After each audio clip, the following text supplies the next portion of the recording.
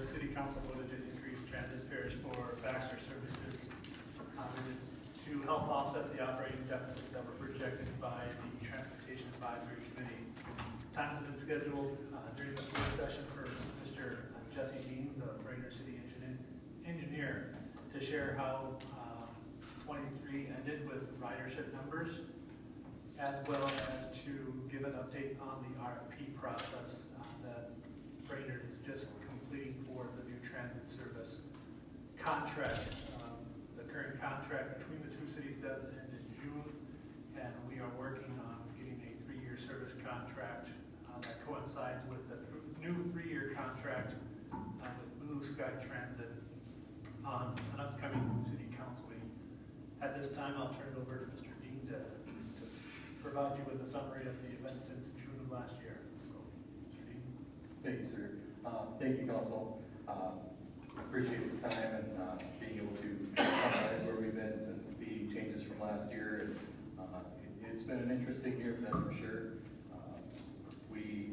I want to say that we ended 2023 in a much better position than we originally thought we were going to be. I'm very happy. I think our staff did an outstanding job of improving our operations and through our boards, with the different cooperative agencies, and making the recommended changes. And I think we accomplished the goals that we wanted to accomplish of turning what we thought was going to be a deficit throughout the system into a surplus for all of the different agencies that we've seen. Something that just really specific to the city of Baxter, obviously we went through and increased the fares from the $2.25 to $7 for the fares, which, as you can imagine, did result in a decrease in ridership, which we should have expected. Something that we did encounter as we did the changes, one thing that we also changed was the way that we allocate fares. So one thing that we used to do was, like a Brainerd resident, as they started a trip, sometimes they would start the trip in Brainerd, they would go to Baxter and return to Brainerd. Some of those fares would all be allocated to Brainerd. It would be, sometimes that would be very confusing for the rider, it'd be very confusing for the dispatcher. We did clean that up. So in the new fare structure, it's trip origination. So wherever they start that trip, that's where that fare goes. So if they start the trip in Baxter, doesn't matter who they're a resident of, that's where the fare goes. That cleans that up a lot for the rider, cleans that a lot for the dispatcher, makes it a lot more simpler. So what we did see is we saw a decrease in ridership for Baxter, but it probably wasn't as much in the numbers because Baxter probably picked up some of the rider numbers that they may not have been seeing before. So a little bit of interesting dynamic in the numbers that through those different changes. But ultimately we did see that 20% drop because of a lot of the fare increases. But again, overall, we felt like the changes that we recommended did accomplish the goal. We did not run the deficit that we were expecting. I did include here that kind of reconciliation at the end of the year, not only from the operating, but we also wanted to clean up an outstanding 2022 capital bus purchase, so we included that with the billing as well. Ultimately ended up with a $14,000 surplus for the city of Baxter. So we did clean all of that up. As Blue Sky did mention, we are ending the 3-year contract with Blue Sky right now. We did go out for proposals. While we did have another interested party that asked many questions throughout the proposal, it ended with only one proposal, which was Blue Sky. We did include the prices in this memo for you, but which is lower than the current one, but it should have been expected with the elimination of Pine River service as well as the considerable reduction of the Crow Wing County service. We expected it to go down. We did look at those numbers. It is something that we feel like we can support with our current fare structure with what we have now. So we did recommend to the Brainerd TAC as well as further on to Brainerd City Council that they go ahead and award the contract to them. We do have some operational concerns with Blue Sky, but ultimately we feel that we can continue to work with them. They are capable of operating the contract for us. We have seen that during that time. The other part of that is our agreement with our cooperative partners. With the loss of Pine River, we do need to revise those percentages, and we see this as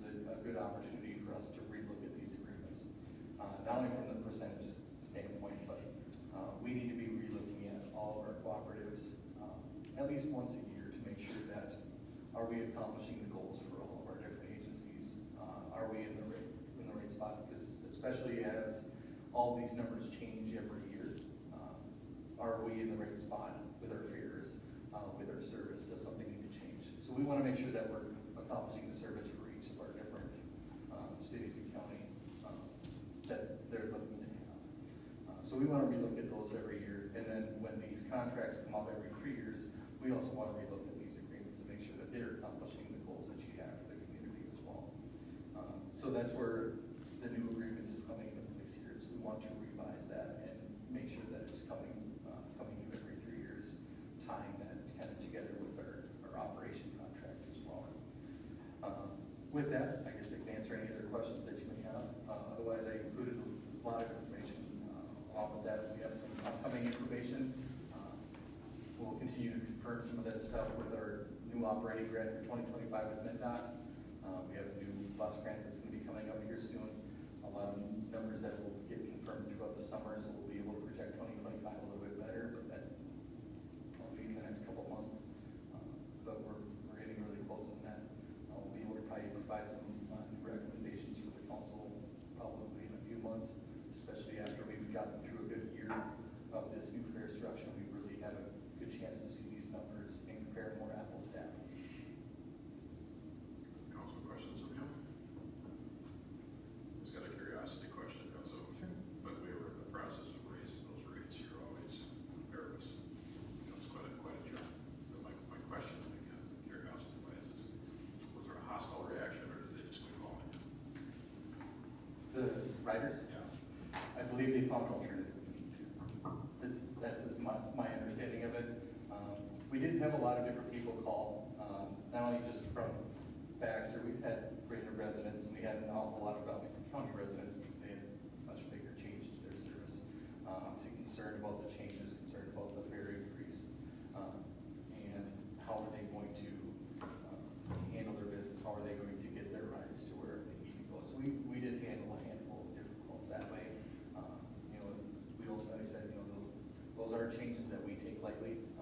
It's a service that we need to provide, but we also need to fund the system. And those are decisions that we can make in a vacuum. Those are decisions that our boards and commissions have to make as well. So they understand that as well. Are you aware of any small businesses or any business that supplies, like, say, ride vouchers to employees? Not necessarily to, I'd say productive alternatives kind of helps with their employees. There's different groups that do, I believe the veterans group, the Cronin veterans group, purchase vouchers. There's different voucher groups. There's not too many, but there's a handful of ones that do purchase different vouchers and distribute them. But not too terribly many. Anybody else? Brad, anything else on that? Or? Well, thanks for your time. Absolutely. Thank you.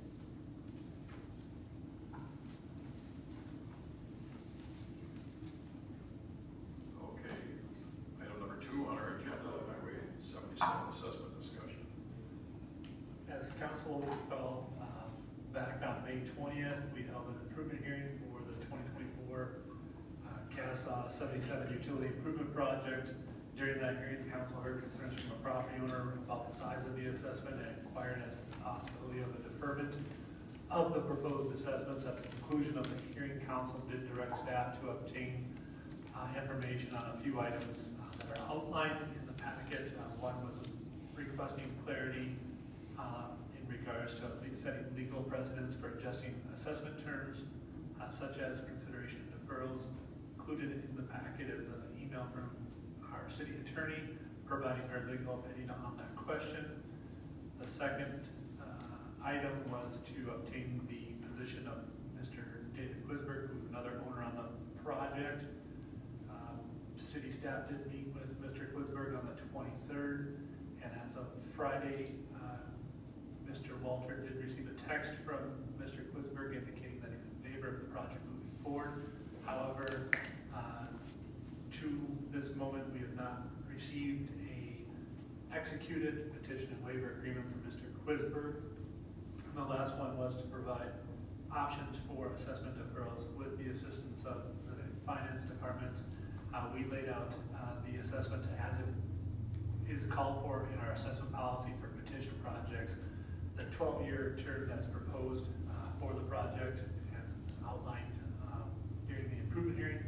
And then a deferred principal option. This is a deferred option with interest payments only for the first 3 years with interest and principal payments for the remaining 9 years of the 12-year term.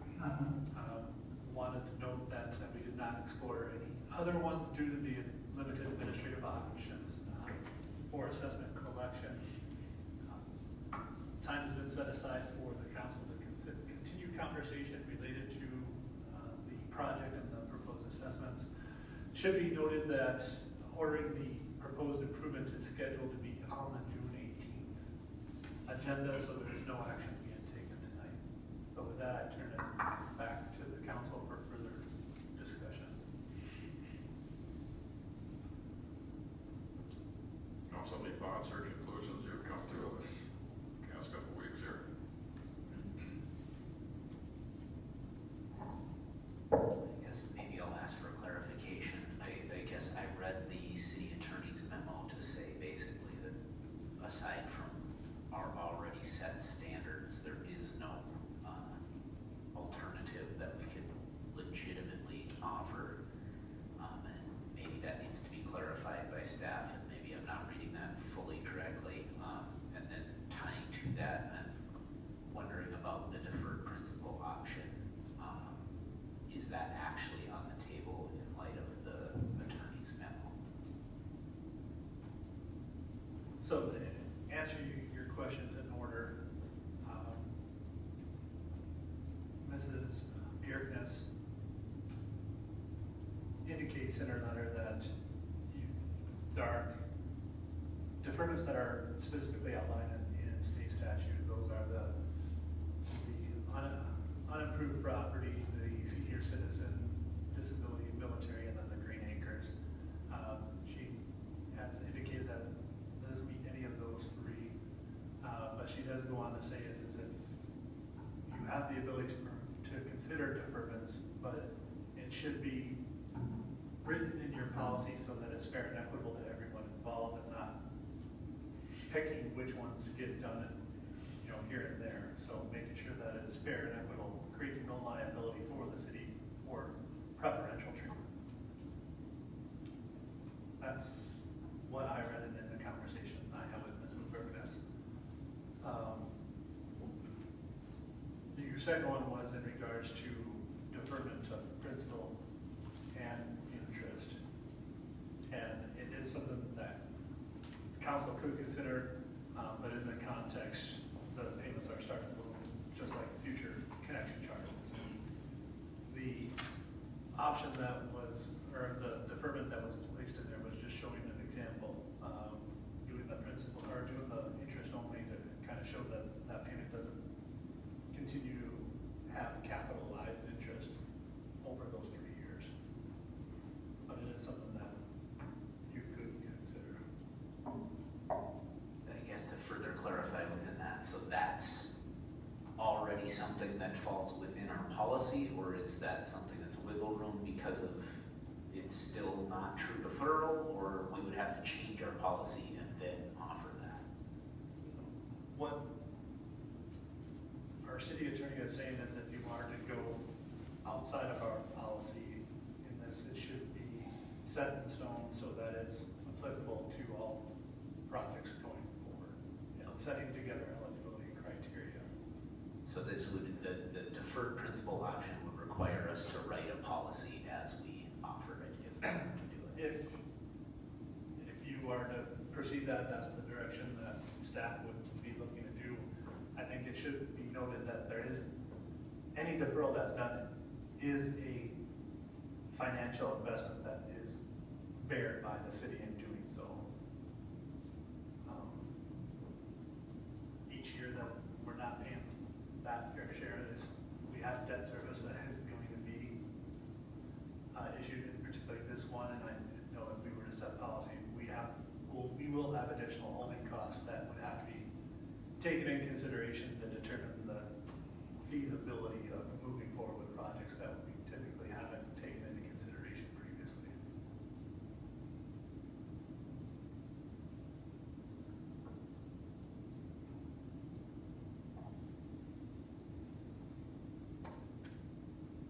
Sir, can you refresh my memory on the amount that the assessment would be on this lot again? The Ballpark is, $253,480 is the proposed assessment. Estimated at this point in time. I need to provide clarification that is the engineer's estimate until we bid, if the council ordered the improvement forward, we wouldn't know the final until we receive bids and we're able to on that verify. specific parcel. For that specific parcel, 253 and change.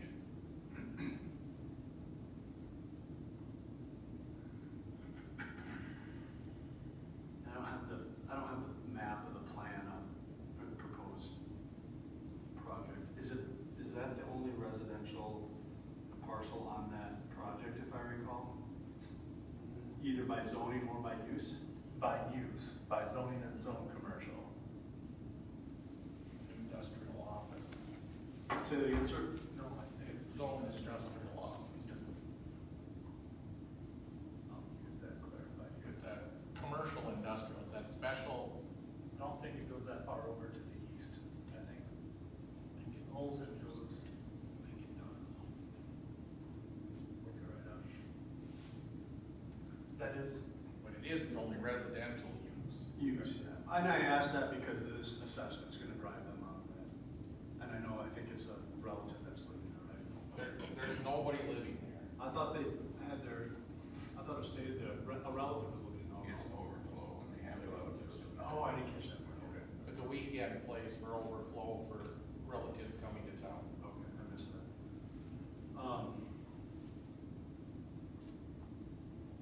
And I did see in our code, if I'm looking at it right, there is an exceptional unusual circumstances paragraph. I don't think it can be passed. Is that accurate, Brad? Where notwithstanding the foregoing provisions of the subsection, the city council may consider exceptional and unusual circumstances pertaining to an applicant.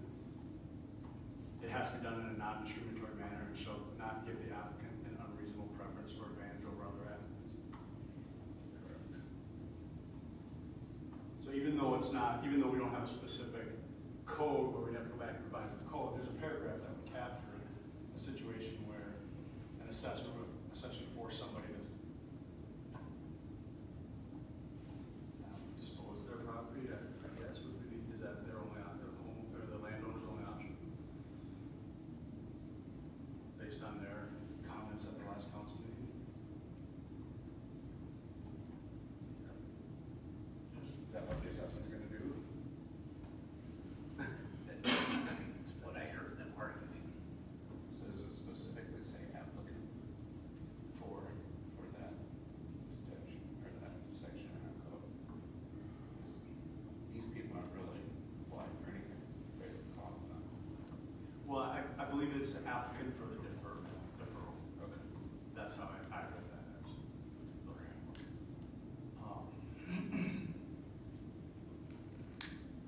yeah, it's annexed.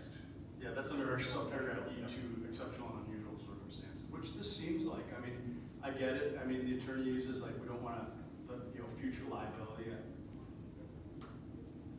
Yes. But this isn't just this, FDR in a neighborhood where there's randomly handing out referrals. To me, this seems a little bit different. Exceptional.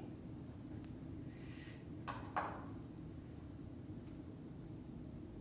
don't know the answer. That's my thought.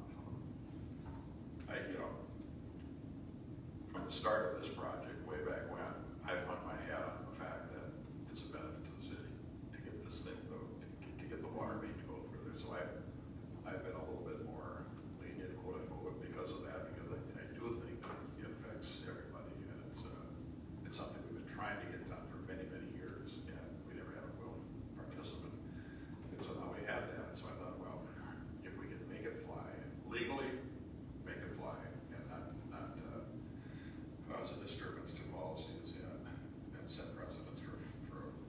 I was hoping to be a little bit different opinion too from her, but, she's fairly emphatic too, so I don't know. But I know what you're saying, and I, to an extent, I've been in agreement with that from the beginning, that this is a benefit to all of us to get that water moved.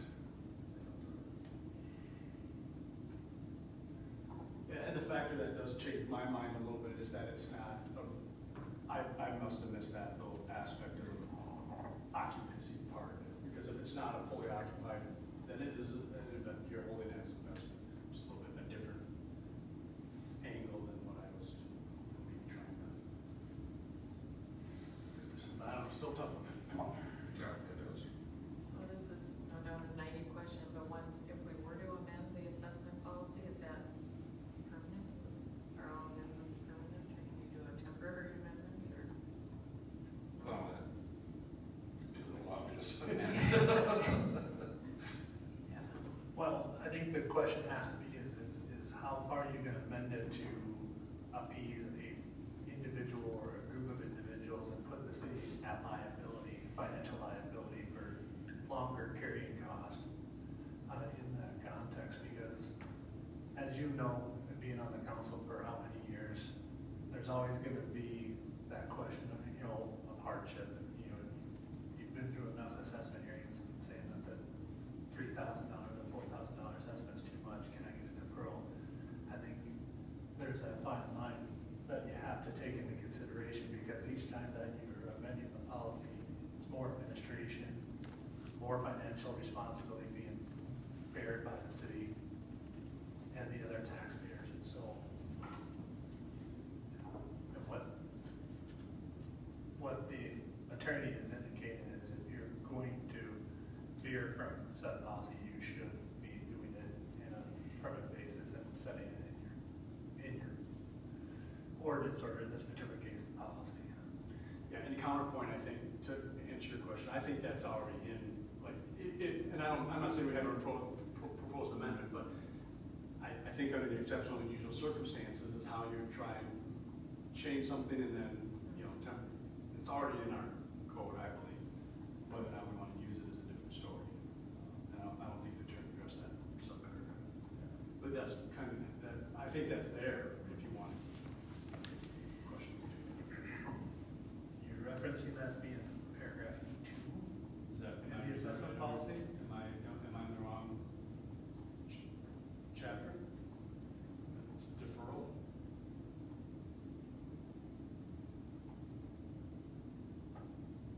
If so, then everything I said can be stricken from the record. Got that? Wait, my.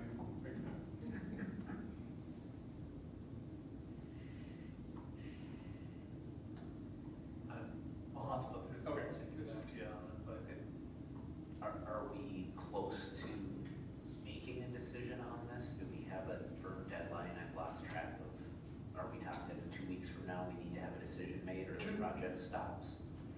well, in order to proceed and have if the council were to order the project forward, that decision would need to be on the 18th in order to assure that the project can be completed yet this fall. This year, it was to get it next year, it had to be decided on that next council.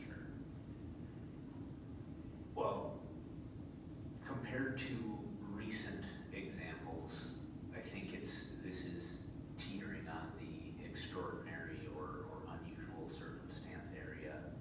And at the same time, I don't know what our process is, and maybe it's already covered if we were to go down that path.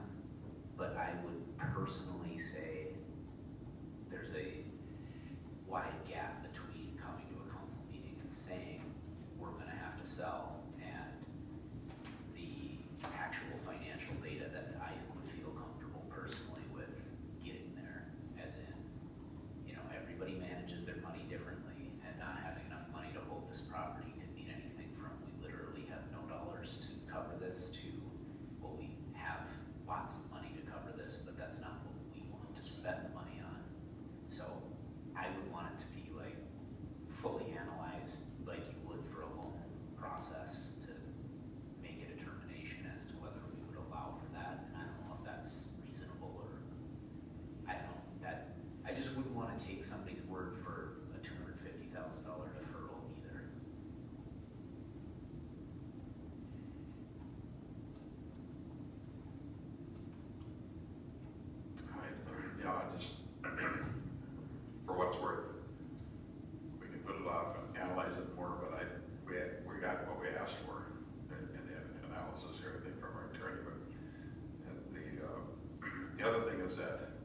you can't make deferrals on the fly and keep changing them, so whatever happens, happens. And deferrals cost every other taxpayer, like Brad said, money, so if we start handing them out like, this sounds cruel, start handing them out like candy, then you're really gonna upset the apple cart, and, for what it's worth. How many has the city granted in the last, say, 5, 10 years? Well, need to keep in mind, and I'm trying to go over the policy, you know, as it relates to your question regarding the E2, and I'm trying to research it, but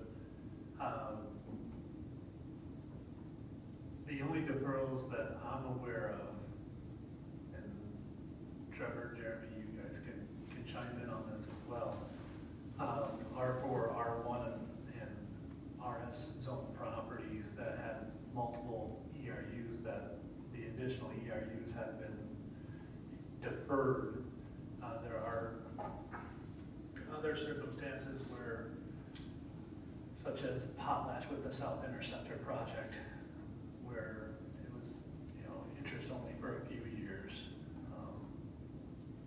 In that context, others such as Menards and the school district, those developments bear the cost, and any collection that the city has or receives gets turned over to them as payment. I don't know if I have all of them or not, but. And the reason I ask, Mayor, is because I don't disagree with you. I just didn't know if you say we hand them out, are we handing them out? I do agree that we don't want to hand them out on the fly, which goes to what Councilman Cav was saying, is if they had presented a formal package, right, instead of simply a verbal assertion at a council meeting, that's a totally different story, I think. Because then it does become a little bit of an on-the-fly decision where we don't have all the facts. And that makes it more difficult to substantiate the exceptional and unusual circumstances. So I just think the attorney didn't really address that. That's kind of the catch-all where we would be able to satisfy a deferral in this case, but I don't necessarily think we have that the data to satisfy. Mr. Mayor, maybe we need to ask that question again to this specific subsection paragraph that talks about it being exceptional. Because essentially what you're doing, if you put a lien on that property, which is what she said an assessment is a lien on the property for $250,000, you've essentially eliminated it from being sold as a residence. It's going to have to get sold as commercial and developed, which we've seen how long it takes to get a commercial project up there and developed. The other thing that bothers me a little bit is, yes, it's for the benefit of getting water and sewer looped around and eventually tied onto the west, but in this particular project, there's 3 property owners, and right now we only have one that's given us anything in writing that says. 2 are in writing. Has he signed an agreement that says the assessment agreement? Bob Sullivan has signed for his, and so has DJ Donlinger has signed his, and I have a verbal from Quisberg. Okay, so there's 4. Excuse me, There's 4. I wasn't counting Donlinger's because it's not a developable piece of property. Right. It's incidental. But yes, we have indication that the second person wants to do it, but they haven't signed the agreement. Yeah, I just got back from vacation today. I was supposed to call him immediately today and get the signatures from him.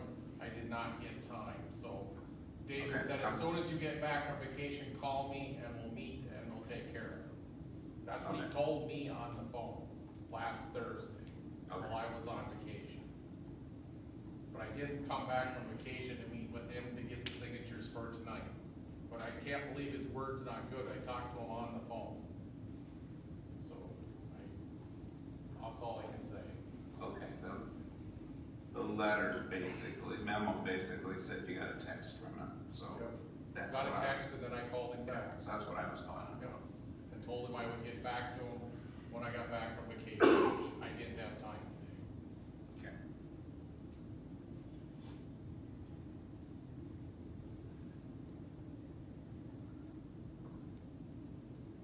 So to finish what I was saying, this is somewhat unusual because it's rendering one of those properties unusable for what it's currently being used as.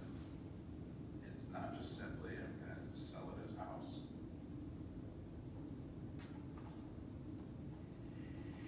Does it make it worse?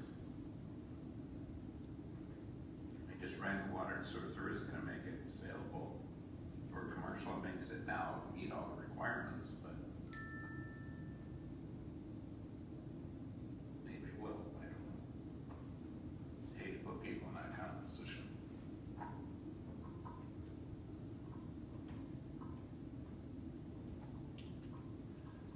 Councilmember Phillips, just perusing through that one, Title I, Chapter 8 that you referenced, that is a reflection of, as I read it, is this exemption that is that senior exemption or deferment that Mrs. Beard references. It has to be homesteaded property, have to be 65 and older, and has to have income that that meets the threshold of the AMI as defined by the state. But I'll get verification of that before the 18th. I will have her review that and can concur. Okay. Yep, and it might be like Yep, so.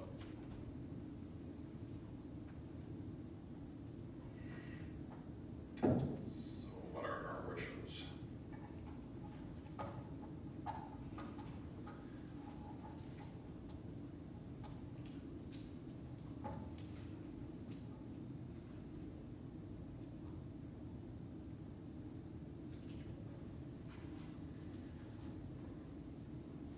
Yes, it might be a non-nuanced way to look at it, but I felt like the attorney is basically telling us we either kill the project or move forward roughly as is. I don't know.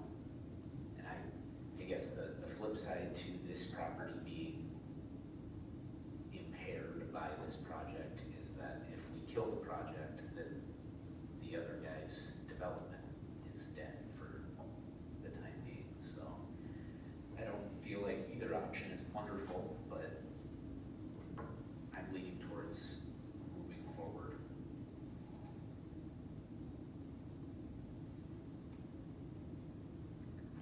Just for staff, for clarification, the agreements we're waiting for in writing are simply to not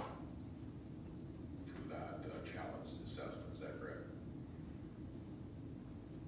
Whispers in favor. Correct. The agreements that we put in place was to sign, accept the estimated assessments for the project and sign over the easement. We need a 30-foot wide easement on their property in order to put that water and sewer on private property because we don't want to put it inside the County Road 77 right away. So to get them to sign over the easement for no cost, in exchange, we don't assess those costs to anybody. And we've got, like I said, Don Linger signed for his, Bob has signed for his. I fully expect that Quisberg will sign for his. And you got Olson sitting in the middle, yeah, that, what do you do? I won't speak for Olson's, but I'm the one that have met with them at least 5 times, I think, in the last 2 years about this project. They are just looking at some way to delay the big payments so that they can put the place up for sale and get a little more life out of the remodel job that they did on that house. The house was his dad's, it was his mom and dad's place, Steve's place. So they bought it as part of the estate, and then they decided to put some money into it, put a new septic system in, did a bunch of work on the house, so that they have a weekend getaway house for all the relatives that come from out of state. So they know that they're gonna have to sell it, they're just not ready to sell it right now, so that's why they asked what they did is. But I've been telling them right from day one that there's no way that we'd ever defer it without any interest. We did that once. And no way would the city do that again. So they know that from my meetings with them. But if they could get their payments down in the first 5 years is what they asked, with 5-year deferment, but I don't know if they were actually asking for a deferment or if there's a way to just the first 5 years get lower payments and then the last 7 years the payments double or something. That's what they were trying to ask at the improvement hearing. Did they give you any indication of when they would be willing or able or interested in selling? 3 to 5 years is what they were talking. Wanting to sell? Yeah.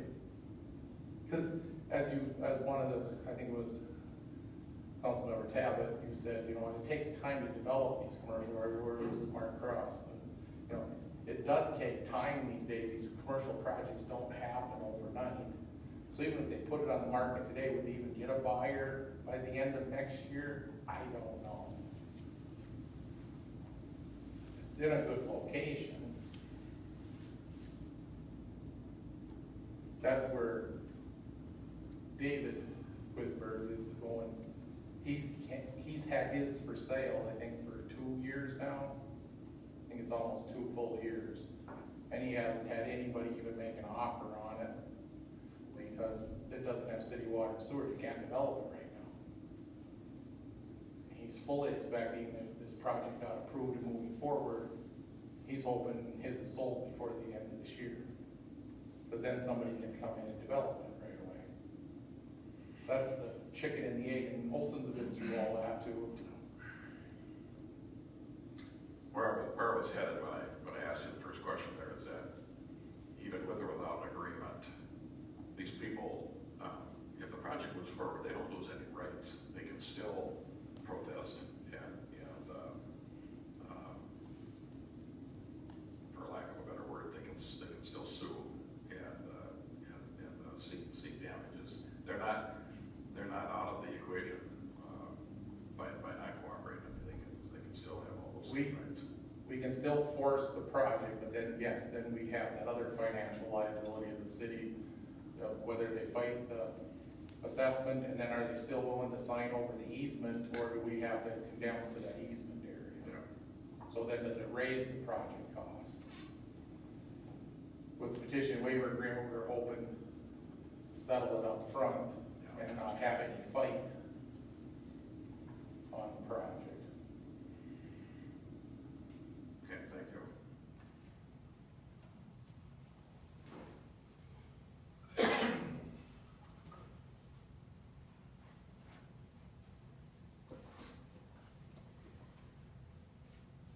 So where is this headed, Brad? This about Well, again, tonight was just for further conversation, providing you the information that the council had requested. There is no action tonight. We do have the items on the, regarding ordering the project forward and allowing to develop the plans and go out to bid would be on the 18th, which would require a 4/5 vote.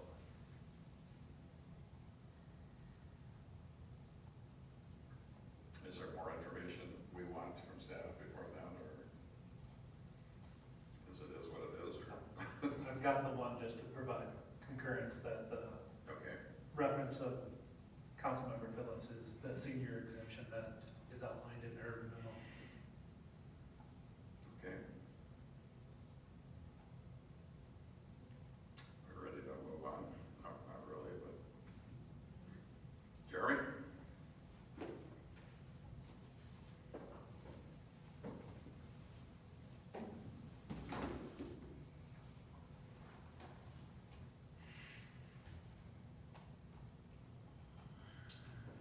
Your Honor and Council, it's hard to believe we're already starting the 2025 budget process. We still don't have the 23 audit closed out yet, but it's that time of year where we're kind of juggling 3 years at once. And don't ask me what year it is, because I sometimes don't remember. But The purpose of the preliminary meeting that we have with the council is just to kind of go over some of the things that we know that will impact next year's budget, as well as try to obtain some goals and priorities that you want to be considered in the budget as the department heads start putting together their budgets over the next month or so.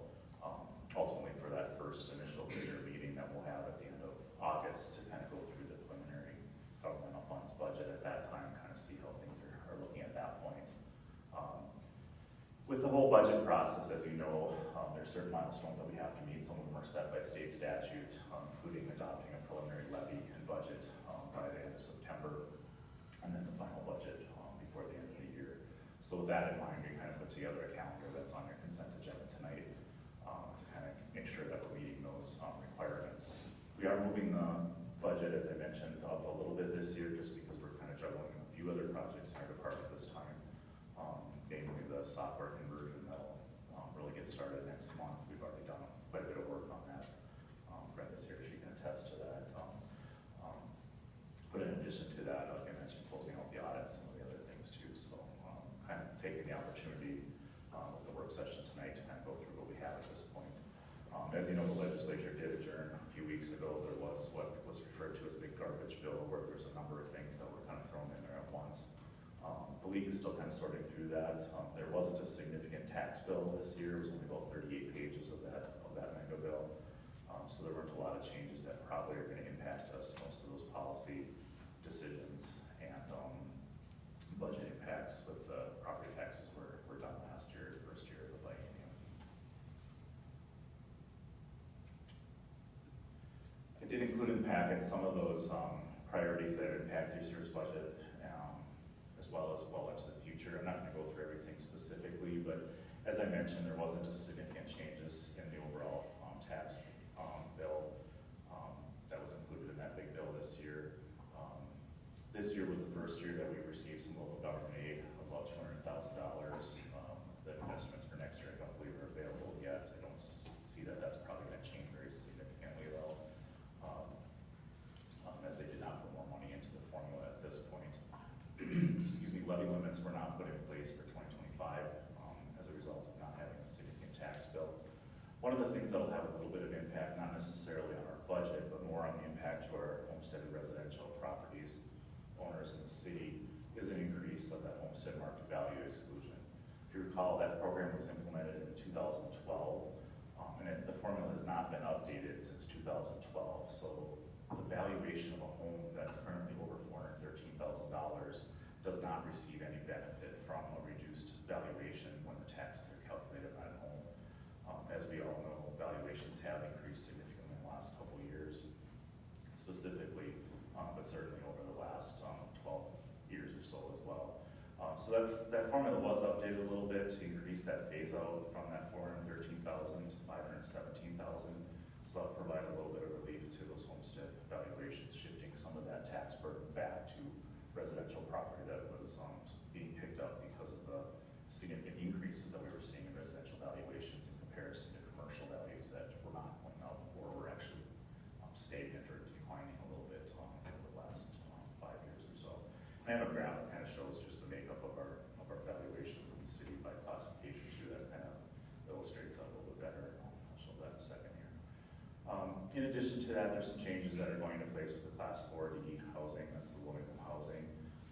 That was reducing that valuation a little bit, so that'll shift a little bit of that tax burden from those property valuations onto the other valuations as well.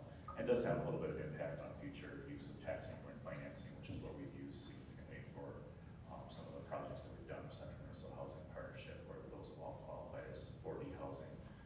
So it's not going to probably have as much of an impact anymore because it won't generate as much tax increment anymore because it's being taxed at a lower rate. So good for them on one sense that they're paying less taxes, but then on the flip side, the TIP program really isn't going to be probably as helpful, which in the case of those projects, we've historically relied more on the tax credit application process with the federal government. It was just the city's contributions in the form of tax financing. There was another extension of the moratorium on local option sales taxes for another year as a result of the not putting together the working class or working group that put together a task force that was looking at that. Had major differences between the House and Senate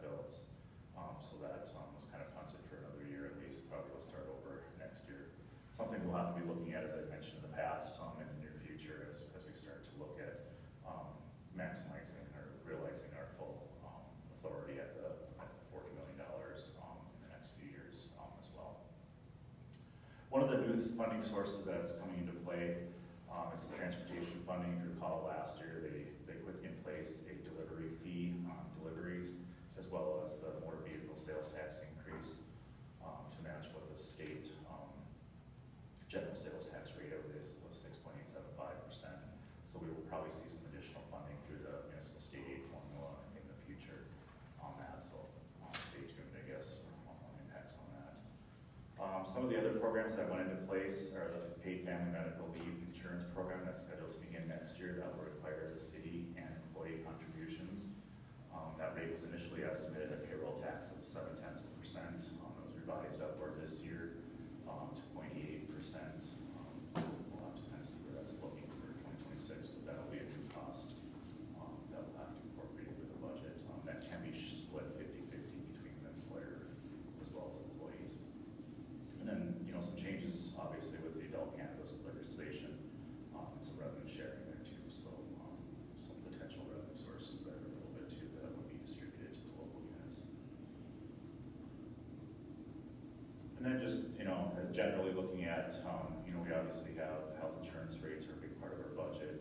There were no changes to the para rates for retirement. The labor contracts are in place for another year, so we know what those costs will be for next year. We'll be incorporating those into the budgets, as well as some of the other benefit costs that we'll be estimating this time until those are known. One of the other more significant parts of the budget is the fire contract with the city of Brainerd. We did receive notice that is scheduled to increase about 2.5%, just based on kind of a little bit higher budget overall for the district. But then our actual contribution rate decreased a little bit because our increases in those valuations that are factors into the population, the number of runs, and the number of building values, our share of that was actually a little bit lower than what the overall part is being paid for by the rest of the members. They had higher increases than we did percentage-wise. And there's some funding that we look at with some outside organizations that play into the budget. Property insurance isn't known at this point. We typically put an estimate in there. Just other items in general. Nothing really came to my mind. Typically, we do budget for elections, and even years we won't have to budget for that next year in the odd year.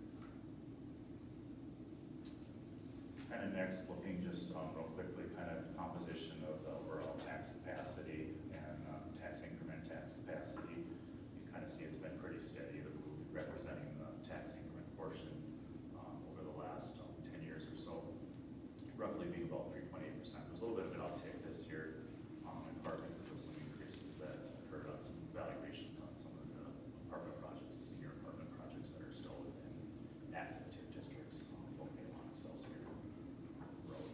But otherwise pretty stable and proportionate of TIF compared to the overall city's tax base. But you can see the pretty significant increase here of the overall tax base in the city. While it was increasing each year from 2015 to 2022, it really took off in 22 for some of those new valuations as valuations continue to rise. I did do a little bit more analysis since the packet went out, looking at the abstracts from Crow Wing County, looking at kind of the spring, which is the preliminary mini one, which is the estimate that they put together, and then that's finalized at the end of the year based on any valuation changes that they make as a result of appeals or tax court challenges with that. You can kind of see the total estimated market value that's going into play for payable 2025 taxes or next year's budget based on this spring. Had a little over about a $1.5 billion valuation for the city. Just backing out the new improvements to kind of look at it just from the existing valuation perspective, it was about still about $1.5 billion. And then in comparison to the actuals last year, we ended at $1.47 billion. So overall, the change about $106 million, or about 7.23%, and the total change in valuation, when you exclude those improvements, it's still a healthy 6.69% increase Interestingly enough, there were no new improvements occurring in 2025 related to anything within our TIF district, so it's all purely on tax-based perspective. The next table here just kind of looks at it more from preliminary existing this year, and then backing out prior years to look at kind of what was the increase in existing valuations when you exclude that new improvements that were added for next year. You can see residential homestead increased about 5.6%, and commercial industrial about 4.4%. So residential is still increasing at a faster rate than the commercial industrial is. Overall, about a 5% increase in the tax base.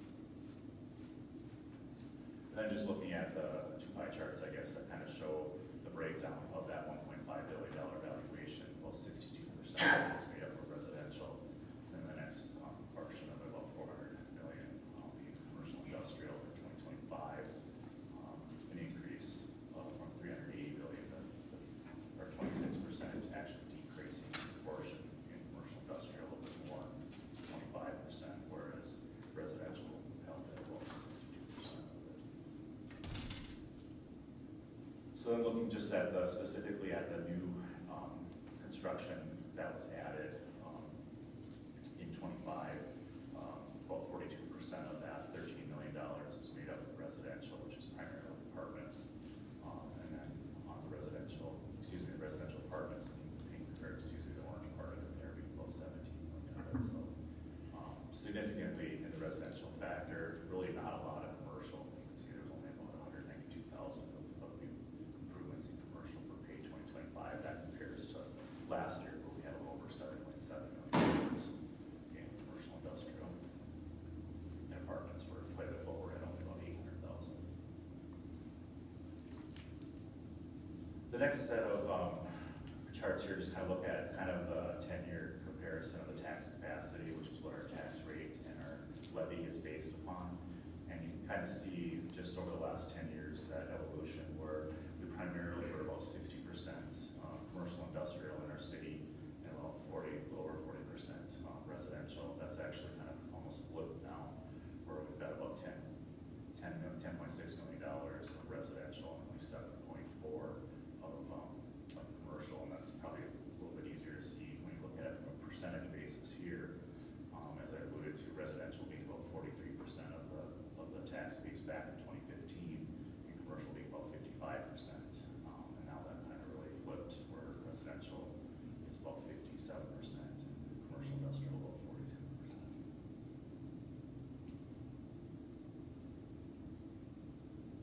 This line graph just kind of shows a comparison of the 5 larger cities within Crow Wing County, and I also included unorganized territory too, just based on its population size.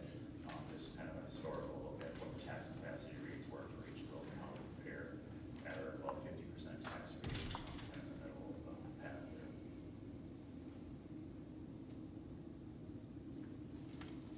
I did provide in the packet some economic indicators just to kind of see where we're at and where we're, and it's still pretty early in the process on some of these, specifically sales tax. We've only had about 2 months of sales tax information because of some changes that the state made in the administration of that, a little bit more of a delay in receiving those receipts. But you can kind of see 2023, we were pretty steady at a little about $13,000 under where we were at in 2022.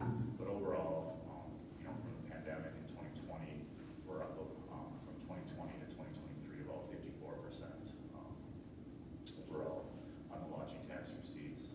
Year to date, a little bit down at the 13,000 or so. That just shows it by month, I guess, in collection. Then looking at the motor vehicle excise tax, kind of similarly, pretty steady. We're year to date, the information we have, we're pretty great on. About 0.5% lower than where we're at year to date last year, but overall back to 2020, about 8.5% higher. Then sales tax, which is a pretty good indicator, albeit we only have 2 months at this point to kind of review.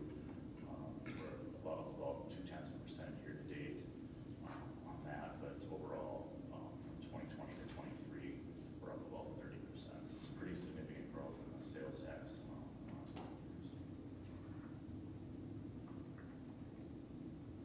And finally, what was included in the packet was just kind of a summary. I'm not gonna go through all these specifically, but just these are the various funds that we budget for, and kind of the purpose of the funds too, so it kind of helps put it in context when we're talking about the general fund versus some of the special revenue funds that are primarily funded from a specific revenue source, or capital project funds that are funded for infrastructure and capital equipment related items in comparison to our enterprise funds, which are our water, sewer, and stormwater funds, and then our debt service fund, which covers all the debt that's related to some of those infrastructure projects.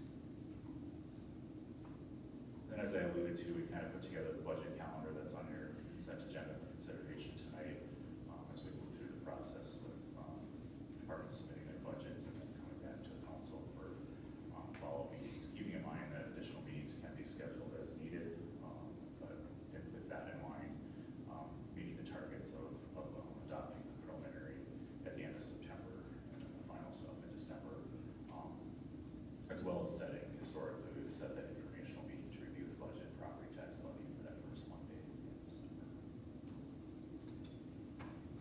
That looks like we're kind of getting close on time. Kind of stand for any questions you may have, or certainly kind of looking to hear kind of your comments too, as well as if there's priorities or goals you want us to be looking at for the 2025 budget.